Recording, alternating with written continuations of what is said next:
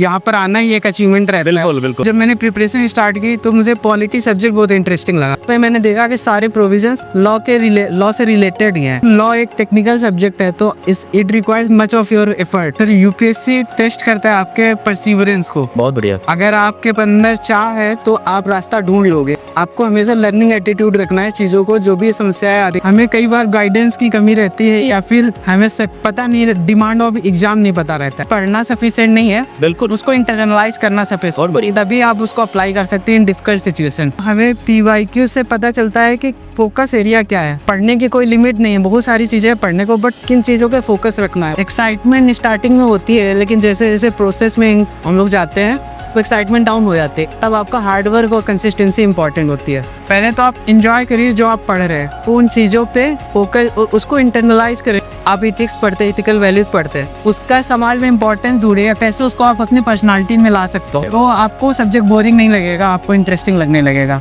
Sir topper suggest करते हैं जो उनके लिए वर्क किया, जो आपको सूट करता है आपको वो करने के चाहिए। मेंस के प्रिपरेशन में इतना सीख जाता है, हर टॉपिक पे एनेक्डोट बनाना आ जाता है। सर मेरे हिसाब से तो पैराग्राफ वर्क्स, क्योंकि उसमें आप कोहेरेंसी रहती है और पॉइंट्स में ब्रेकेज होते हैं। सर मैं अपनी पढ़ाई को एंजॉय करता था, डेली अपने जो टारगेट्स होते थे उनको मीट करता था, शाम को एंजॉय करता था, चाय कॉफी फ्रेंड्स के साथ। आफ्टर दैट फिर मैं सेम रेगुलर रूटीन। दोस्तों इस वक्त हमारे साथ हैं शाश्वत सर, जो इस बार यूपीएससी 2024 के इंटरव्यू देके अभी निकल रहे हैं यूपीएससी भवन से। ये इनका सेकंड इंटरव्यू है और ये 5th अटेम्प्ट है। क्योंकि ये 5th अटेम्प्ट है तो इनकी एक्सपीरियंस, इनकी जर्नी यूपीएससी को लेकर बहुत सॉलिड रही है और ये इंटरव्यू आप सभी के लिए बहुत ही बेहतरीन होने वाला है। आप कुछ सीखने वाले हैं नया इस इंटरव्यू में। सर सबसे पहले congratulation for this second interview. Means पहली इंटरव्यू थी, दूसरी इंटरव्यू, क्योंकि इंटरव्यू तक पहुंचना भी टफ होता है इस ओवरऑल जो यूपीएससी प्रोसेस होती है। यहाँ पर आना ही एक अचीवमेंट रहता है। बिल्कुल बिल्कुल। I really feel blessed that I got this opportunity. Firstly वो चाहते हैं कि हाउ यू वुड, आप कैसे रिएक्ट करेंगे सिचुएशंस को देख के। आपको they will putting in difficult situation and they will try to gauge what kind of personality you are. So ऐसा उन्होंने मुझसे पहला क्वेश्चन पूछा था। क्या पूछा था sir? They give me a word mirror, what do you understand by it? Mirror. Mirror, yes. मतलब मिरर, शीशा, मिरर। हाँ, इसके बारे में क्या समझते हो? ये पूछा क्या? इस ना आपका रिप्लाई क्या था सर? मिरर ये हमें आईना दिखाता है, हमें हमारा खुद का आईना और समाज का आईना दिखाता है। इससे हम अपनी सिचुएशंस के बारे में जान सकते हैं और की सिचुएशन के बारे में। It creates our awareness regarding what you are. It is your reflection basically. Yes. आप अपने आप को एब्जॉर्ब करो, देखो, समझो आप कौन हो, बेसिकली ये। सर पहले तो उन्होंने पूछा कि आपने इंजीनियरिंग के बाद लॉ क्यों की। अच्छा। तो I am a double graduate anyway sir. तो I told them the reasons, they quite like that. And उसके बाद उन्होंने मुझसे पूछा कि आप सोसाइटी में क्राइम अगेंस्ट वुमेन बढ़ रहे हैं, तो व्हाट आर द रीजंस। तो मैंने उन्हें बताया कि we have this delayed justice and we have this culture of impunity, so we need to work upon them and we need to create safe places for women. हमारे पास अभी 5 करोड़ से ज़्यादा cases pending. 5,000। अच्छा। so हमें उस पे we need to have use of technology. We already have space portal, we have things, but we need to work it upon expeditiously. Sir ये बताइए, ये बहुत ही इंटरेस्टिंग है कि आप इंजीनियरिंग से फिर लॉ में आते हैं। कई कहानियाँ, कई स्टोरी मैंने देखी, but it is something different. Engineering से लॉ में आने का क्या मतलब था? क्यों आप इंजीनियरिंग से शिफ्ट होते हैं लॉ में? लॉ एज ए ऑप्शनल आप लेते हैं, राइट? जी। ग्रेजुएशन में आपकी इंजीनियरिंग है, तो इंजीनियरिंग के बाद ऑप्शनल आप कुछ और भी रखते थे, लॉ ही क्यों रखा? लॉ क्यों रखा? इसमें क्या रीजन रही? सर जब मैंने प्रिपरेशन स्टार्ट की तो मुझे पॉलिटी सब्जेक्ट बहुत इंटरेस्टिंग लगा। फिर मैंने देखा कि सारे प्रोविजंस लॉ से रिलेटेड ही हैं, और लॉ ऑप्शनल को जब मैंने एनालाइज किया फर्दर तो मुझे और पता चला कि ये it's quite a good optional और इसका समाज में भी कितना इम्प्लीकेशंस है। बहुत बढ़िया। तो इसलिए मैंने ज्वाइन किया और मैंने एलएलबी भी कंप्लीट किया अभी। आपने एलएलबी भी किया है? जी सर। यानी engineering plus LLB optional law में रखा आपने। आपको कैसा लगता है सर? मैंने लॉ में जो ऑप्शनल के पेपर के बच्चे बहुत कम दिखते हैं हमें। आपको ऐसा नहीं लगा कि लॉ में बहुत कम बच्चे आते हैं? ऐसे मार्क मिलने का जो है वो पैरामीटर्स भी पर डिफरेंट है। As a general PSIR, anthropology, sociology बच्चे लोग लेते हैं, बट लॉ में थोड़ा रिस्क होता है। क्या आप मेरी इस बात से सहमत हैं? यस सर, लॉ एक टेक्निकल सब्जेक्ट है तो it requires much of your effort, unlike in other humanity subject in which you can learn in some months, but law के सीखने के लिए आपको टाइम लगता है। लॉ में अच्छी चीज़ ये है कि जो LLB का कोर्स है 3 साल का और लॉ ऑप्शनल का कोर्स उतना ही है, और ये मोस्टली कंसंट्रेटेड है सब्सटेंटिव एस्पेक्ट पे। सो हमें प्रोसीजरल एस्पेक्ट जैसे सीआरपीसी सीपीसी जो कि अब बीएनएसएस हो गया है और भारतीय साक्ष्य अधिनियम, वो हमें पढ़ने की ज़रूरत नहीं। अच्छा। तो कोर्स ही आधा हो जाता है हमें।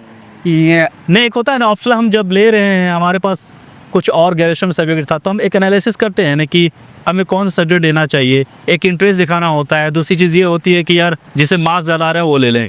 तो आपने जब लॉ लिया था तो आपको इंटरेस्ट था, राइट? यस सर, चूंकि ये 5th अटेम्प्ट है, आप कैसे देखते हैं ओवरऑल जो यूपीएससी की प्रिपरेशन है कितनी टफ है, और इसको क्या एक मिडिल क्लास का बच्चा क्रैक कर सकता है? सर, यूपीएससी टेस्ट करता है आपके परसिवरेंस को। बहुत बढ़िया। अगर आपके अंदर चाह है तो आप रास्ता ढूंढ लोगे। बहुत बढ़िया। आपको हमेशा लर्निंग एटीट्यूड रखना है, चीज़ों को जो भी समस्याएं आ रही हैं उसे फाइंड करो, एक्नॉलेज करो, और we have all mentors, teachers, you can access them. ऐसे आपने जब शुरुआत की थी यूपीएससी की, तो शुरुआती दौर में क्या क्या दिक्कतें आई थी इस प्रोसेस को समझने के लिए? सर, हमें कई बार गाइडेंस की कमी रहती है, या फिर हमें पता नहीं, डिमांड ऑफ एग्ज़ाम नहीं पता रहता है। तो उसके लिए हमें मोर फोकस करने की ज़रूरत है कि पीवाईक्यू सब्जेक्ट्स पे, और जो भी आप पढ़ रहे हो पढ़ना सफिशिएंट नहीं है, बिल्कुल। उसको इंटरनलाइज करना सफिशिएंट, तभी आप उसको अप्लाई कर सकते हैं इन डिफिकल्ट सिचुएशन। तो नियरली रीडिंग पर लिमिटेड नहीं इतना है, उसे इंटरनलाइज भी करना है। बोले आप जो पढ़ रहे हैं उसको रिविजिट भी करना है आपको। क्या तरीका होता है आपने, कि कौन सा तरीका अपनाया था इस चीज़ को रिवीजन का, दोबारा उसको देखने का, रिविजिट करने का? पहले तो आप सेल्फ टॉक करिए कि चीज़ें आप कितना रिकॉल कर पा रहे हो। बहुत बढ़िया। सेकेंडली आप फिर उसको अप्लाई कीजिए अपने प्रीवियस ईयर क्वेश्चंस में, एंड फाइंड आउट करिए कि क्या कमी रह जा रही है, जो लोग सेलेक्ट हो रहे हैं और जो नहीं हो पा रहे हैं। आपको खुद ही पता चल जाएगा कि ये प्रॉब्लम है, और उससे रिलेटेड आप कंक्रीट स्टेप्स लीजिए और प्रॉब्लम सॉल्व हो जाएगी। सर, इसका क्या पैरामीटर्स है? कोई टेस्टिंग टूल्स है या कोई टेक्निक है जिसके जरिए हम अपने आप को चेक कर सकते हैं कि हमारी जो प्रिपरेशन, हमारी जो नॉलेज है किस लेवल की है? क्या तरीका है इसकी हुई? सर, हमारे पास टेस्ट हैं, कोचिंग टेस्ट है, and we have previous year questions जिनको और आप देख के जज कर सकते हैं कि हमारी प्रिपरेशन किस लेवल की है। सर, पीवाईक्यू की बात सब लोग करते हैं और सब लोग सेम जवाब देते हैं। मैं चाहता हूँ आपको डिफरेंट दें। पीवाईक्यू को कैसे रीड करनी चाहिए, पीवाईक्यू को कैसे समझना चाहिए, पीवाईक्यू कैसे आप यूज़ कर सकते हैं अपने प्रिपरेशन के लिए? ओवरऑल पीवाईक्यू के बारे में बताइए, इसकी क्या वेटेज है आपकी ओवरऑल यूपीएससी की प्रिपरेशन में? सर, पीवाईक्यू जैसे हमें आईना दिखाते हैं एग्जाम का, तो हमें पीवाईक्यू से पता चलता है कि फोकस एरिया क्या है। पढ़ने की कोई लिमिट नहीं है, बहुत सारी चीज़ें पढ़ने को, बट किन चीज़ों पे फोकस रखना है उससे पता चलेगा। और हमें 1-2 स्टेप्स और जाने की ज़रूरत है टॉपिक्स पे फर्दर। खुद एनालिसिस के गूगल सर्च कीजिए टॉपिक्स पे, आपको खुद ही पता चल जाएगा कि लास्ट ईयर जो कॉन्सेप्ट्स था उसमें एक स्टेप डेवलप करके क्या पूछा जा सकता है। You can anticipate even questions. Analysis जैसे बताया, एनालिसिस का और क्या तरीका होता है सर? एनालिसिस का तरीका होता है कि और different kind of question papers, different coachings, आप अपने आप को और एक्सपोज कीजिए कोई नई चीज़ों के लिए, और जो लोगों ने अचीव किया है उनसे डिस्कस कीजिए कि व्हाट वर्क फॉर देम। ऐसे करके आप वॉच कर सकते हैं। सर, आप कैसे जैसे ये 5th अटेम्प्ट है, तो प्री कितने अटेम्प्ट में आपने प्री क्लियर किया है? सर, ये मेरा दूसरा मेंस था, and this is my second interview also. I could not clear prelims in I could not clear prelims in my first attempt, second attempt and fourth attempt. Okay, यानी 2 pre आपने clear किया है। Sir, pre जो है बहुत important होता है UPSC की प्रिपरेशन में। मेंस की भी तैयारी करते हैं, मेंस तो है ही ऑब्वियसली, उसी से रिजल्ट बनती है, बट प्री निकालना बड़ा टफ हो गया है। प्री की प्रिपरेशन का क्या सही तरीका होना चाहिए आपके हिसाब से? क्योंकि आप यहाँ तक पहुँचे, आप एक्सपर्ट है, 5 साल का आपको एक्सपीरियंस है, तो अपनी एक्सपीरियंस के हिसाब से, अपने तजुर्बे के हिसाब से बताइए कि प्री की प्रिपरेशन का सही तरीका क्या होना चाहिए? फर्स्ट हमें अपने बेसिक्स को स्ट्रॉन्ग रखना है, फिर जो टॉपिक्स जो ज़्यादा इंपॉर्टेंट है for the purpose of PYQ, उन पे कमांड रखनी है कि कोई हमें सोते हुए भी पूछे तो हम उस बताना पड़े, हम बता पाएँ। बहुत बढ़िया। और हमें जो करंट अफेयर्स उस चीज़ों से जो उनका एप्लीकेशन एस्पेक्ट है उन पर भी फोकस करना है। ऐसे करके आप भी को काउंटर कर सकते हैं। मतलब कोई क्वेश्चन अगर आपको सोते वक्त टेलीग्राम पे आ गया या यूट्यूब कहीं से आ गया और सोए आपने उसको जवाब दे दिया, which means you are on your control of that preparation. Sir, कभी कभी क्या होता है कि जब नए बच्चे होते हैं, शुरुआत करते हैं बहुत जोश में, अरे मैं यूपीएससी की तैयारी करूँगा, है ना, बुक खरीद ली, सारी चीज़ें कर ली, कहाँ पढ़ना है पूरा, और जब वो पढ़ने के लिए बैठते हैं तो 10-15 मिनट आधे घंटे तक तो ठीक रहता है, उसके बाद वो लेज़ी फील करना शुरू करते हैं, नींद आनी शुरू करती है, इंटरेस्ट उनका खोता जाता है, और ये मोर एंड लेस सभी बच्चों के साथ शुरुआत में होती है। ऐसा आपके साथ हुआ था? यस सर, एक्साइटमेंट स्टार्टिंग में होती है, लेकिन जैसे जैसे प्रोसेस में हम लोग जाते हैं तो एक्साइटमेंट डाउन हो जाती है, तब आपका हार्डवर्क और कंसिस्टेंसी इंपॉर्टेंट होती है।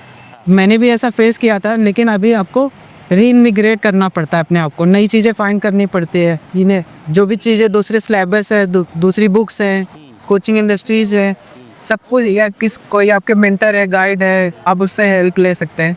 नहीं, जैसे सर हमें मन नहीं लग रहा पढ़ाई में, लेकिन पढ़ना ज़रूरी है, क्या करेंगे? इसके लिए इंटरेस्ट कैसे जगाएं? क्या तरीका होना चाहिए आपके हिसाब से?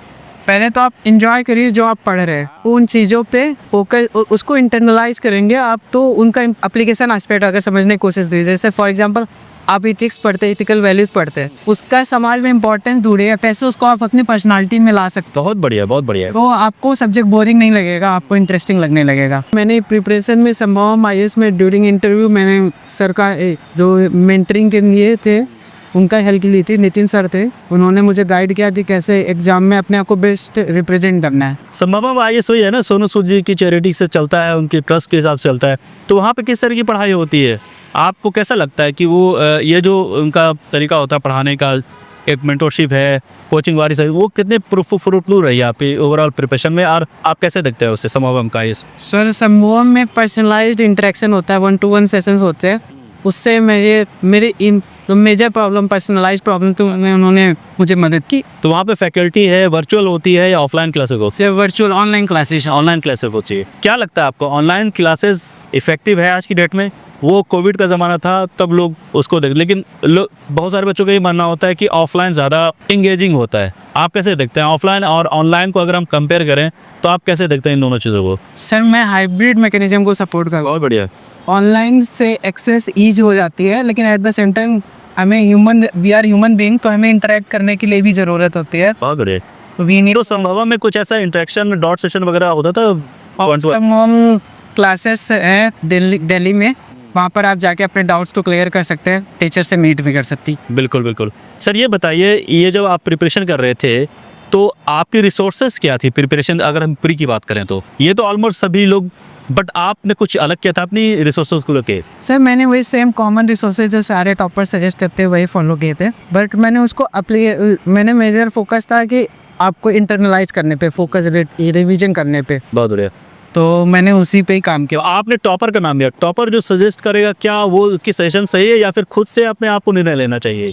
सर टॉपर सजेस्ट करते हैं जो उनके लिए वर्क किया, आपको उसको एज ए मिरर और उसको मिरर लेके अपने आप को जो आपको शूट करता है आपको वो करने के चाहिए। आप रास्ता दिखाते हैं। इस पे एक कोट करना चाह रहा हूँ, एक टिप्स आप सभी के लिए, वो ये है कि जो बच्चे बिगिनर शुरुआत कर रहे हैं ना यूपीएससी की, उनके लिए टिप्स है, वो ये है कि आप टॉपर्स की वीडियो जरूर देखिए। फॉर एग्जांपल आप 10 टॉपर्स के आपने इंटरव्यू देख लिए, उन 10 टॉपर्स ने जो जो बेस्ट बात बताई है ना, कीवर्ड्स, उसको आप नोट कीजिए डायरी में। 10 टॉपर्स ने 4-4 अगर बताए तो ऐसे 40 टिप्स आपके पास, उस 40 को फिल्टर कीजिए अपने हिसाब से, और उसको फिल्टर करके आप 5 अच्छे पॉइंट लेके आप अपनी प्रिपरेशन को एक लेआउट दे सकते हैं। ये एक मैं आपको टिप्स दे रहा हूँ। सर मेंस की तैयारी की अगर बात करें, क्योंकि प्री तो हम तो करते ही हैं, प्री तो फर्स्ट स्टेज है, इस पर उतरना ही करना है। मेंस की तैयारी में अगर हम आंसर राइटिंग की बात करें, ऐसे की बात करें, ये मार्क्स इसी से मिलते हैं। सर ऐसे से शुरुआत करते हैं, ऐसे लिखने का सही तरीका क्या होना चाहिए? सर ऐसे को आप एनेक्डोट से स्टार्ट कर सकते हैं, या फिर आप कोई न्यूज आर्टिकल पता है उससे आप स्टार्ट कर सकते हैं। फिर इसको आपको डिफरेंट डायमेंशंस में ओपन करना होता है और उसका एप्लीकेशन एस्पेक्ट बताना होता है कि प्रेजेंट कॉन्टेक्स्ट में कैसे इंपॉर्टेंट है, डिफरेंट स्पेयर्स में कैसे इंपॉर्टेंट है, और एक वे आउट आपको देना होता है, वे फॉरवर्ड। जैसे कोई एक पर्टिकुलर सब्जेक्ट है, उसके अगेंस्ट हमें एनेक्डोट्स याद नहीं आ रही है, उसके अगेंस्ट कुछ हमें इंग्रेडिएंट समझ नहीं आ रहा है और हमें लिखना है, तो हमें क्या करना चाहिए इस स्थिति में? सर आप मेंस के प्रिपरेशन में इतना सीख जाते हैं, वो हर टॉपिक पे एनेक्डोट बनाना आ जाता है, और आपका वेल रेड होते हैं, आपको करंट अफेयर्स पता होता है, तो आप उससे ऐड कर सकते हैं। बिल्कुल। एक लास्ट पॉइंट ऐसे के लिए, वो ये है कि ऐसा क्या ऐसे में हो शुरुआती इंट्रो में, ताकि जब एग्जामिनर के पास कॉपी जाए तो फर्स्ट लुक में उसको देख के वाव फीलिंग आए और आपके वो पूरे ऐसे पढ़े। सर फर्स्ट वो रेलेवेंट होना चाहिए, आई कैचिंग होना चाहिए। आई कैचिंग कैसे बनाएंगे सर? समथिंग जो वो कुछ रिलेट कर पाए एग्जामिनर अपनी पर्सनल लाइफ से, या फिर जो वो अपने सराउंडिंग्स में देखता है। अगर ऐसा कुछ एनेक्डोट हम लोग बना देते हैं वो काफ़ी। ये एनेक्डोट्स कहाँ से लाएंगे? कोई तरीका है, कोई बुक है, ऑनलाइन है, या फिर कैसे आएगा एनेक्डोट्स? ये सारी कैसे हम उसकी अरेंजमेंट कैसे करेंगे, उसके स्टोर कैसे कर सकते हैं हम, कहाँ से लाएंगे एनेक्डोट्स? सर हम लोग बुक्स पढ़ते हैं, टॉपिक्स पढ़ते हैं, न्यूज का आर्टिकल्स पढ़ते हैं, वहाँ से कुछ टॉपर्स ने लिखे हुए हैं, उनसे हम लोग रेफरेंस ले सकते हैं, और ऐसे आप खुद का भी ओन क्रिएट कर सकते हैं। बिल्कुल बिल्कुल ठीक है सर। और जैसे हमें आंसर राइटिंग बात करेंगे सर, सॉरी ऐसे में ही कभी कभी क्या होता है कि कुछ पॉइंट्स हम पैराग्राफ में लिखते हैं और कुछ बुलेट पॉइंट्स में। क्या आपको क्या लगता है ये सही तरीका है? क्या सही तरीका होना चाहिए आपके हिसाब से? सर मेरे हिसाब से तो पैराग्राफ वर्क्स, क्योंकि उसमें आप कोहेरेंसी रहती है और पॉइंट्स में ब्रेकेज होते हैं। देखते आपको पैराग्राफ ऐसे में फॉलो करना चाहिए। सर घर में कौन कौन है और आप कहाँ से बिलोंग करते हैं? अच्छा, कहाँ से बिलोंग करते हैं आप? सर मैं फतेहपुर डिस्ट्रिक्ट से बिलोंग करता फतेहपुर डिस्ट्रिक्ट से। तो आपकी एकेडमी के बारे में अगर बात करें तो एकेडमी कैसी रही है? आप जो पढ़ाई करते थे 10th और 12th के बारे में बताइए। सर मैंने 10th अपने कानपुर से किया है, उसके बाद मैंने 12th अपना कोटा से किया है, देन मैंने बीटेक किया है, फिर मैंने LLB किया हुआ। सर लोग कहते हैं कि engineers they are occupying space in UPSC unnecessary, तो आपको कैसा लगता है कि इंजीनियर सक्सेसफुल हैं या फिर जो ह्यूमैनिटीज़ के बंदे हैं, बच्चे होते हैं सिविल सर्विसेज, वो सक्सेसफुल ज़्यादा है? Sir, as per annual report of UPSC, and number of engineers is quite high because they have scientific temperament and they make decisions objectively. However, some humanity students they are also doing good. So since we have a huge number of engineering students, इसलिए हमारा उनका वो कहते हैं engineers होते हैं उनके analytical skills अच्छी होती है। आप कैसे देखते हैं इन चीज़ों पे? वैसे एनालिटिकल स्किल हेल्प करते हैं आपको ऑब्जेक्टिव डिसीजन फिल्म्स में, और आपको और जहाँ पर भी ऑब्जेक्टिवली मेंस में हेल्प करना की नीड होती है वहाँ तो सर आपका टाइम टेबल क्या होता था? पढ़ाई कैसे करते थे? सुबह उठना, दोपहर में नाश्ता खाना, रात में खाना, बाजार जाना, लोगों से मिलना, दोस्तों से मिलना, पार्टी करना, कैसे आपने आपको टाइम टेबल का अरेंज करते थे आप अपनी प्रिपरेशन के लिए? क्या प्रिपरेशन के दौरान और भी सारी चीज़ें एंजॉय करते थे आप, या फिर आप डेडिकेटली आइसोलेट हो गए थे, नहीं हमें सिर्फ घर में बैठ के पढ़नी है, बाकी कुछ दुनिया में कुछ हो रहा सुबह मतलब में? आप कैसे करते थे अपनी तैयारी? सर मैं अपनी पढ़ाई को एंजॉय करता था, डेली अपने जो टारगेट्स होते थे उनको मीट करता था, शाम को एंजॉय करता था, चाय कॉफ़ी फ्रेंड्स के साथ, आफ्टर दैट फिर मैं सेम रेगुलर रूटीन। बिल्कुल। सर आपको कैसा लगता है कि आज की जो इंटरव्यू आपकी रही है, how you are measuring yourself in terms of performance and all that, कैसा लगता है आप? So you are confident? Sir I am quite satisfied with my interview. जो गिवन टाइम में जैसा मैंने प्रिपेयर किया था, I have done it in a good manner, so I am very hopeful and confident. कोई एक ऐसा सवाल जो पूछा गया लेकिन आप जवाब नहीं दे पाए और बाद में लगा कि यार इसका जवाब दिया तो था लेकिन ऐसे नहीं ऐसे देना चाहिए था? Sir, this question related to mirror. I think I should have worked in. I have answered it very well and different aspects also. हाँ, But- आप उसको और डिफरेंट एस्पेक्ट से जवाब दे सकते थे। यस सर, लेकिन जो उस वक्त आपको याद आया उस हिसाब से जवाब दिया, बट एज यू सेड वो सेटिस्फाइड थे आपके answer. This thank you very much sir for your final selection. Thank you. ठीक है, कल मेडिकल सर का होगा, मेडिकल कर रहे हैं? जी। मेडिकल फिट लग रहे हैं और फिट रहेंगे आप। Thank you. और I hope to see you in हॉलीपीडिया। Yes, sir. Thank you very much sir. Thank you, sir.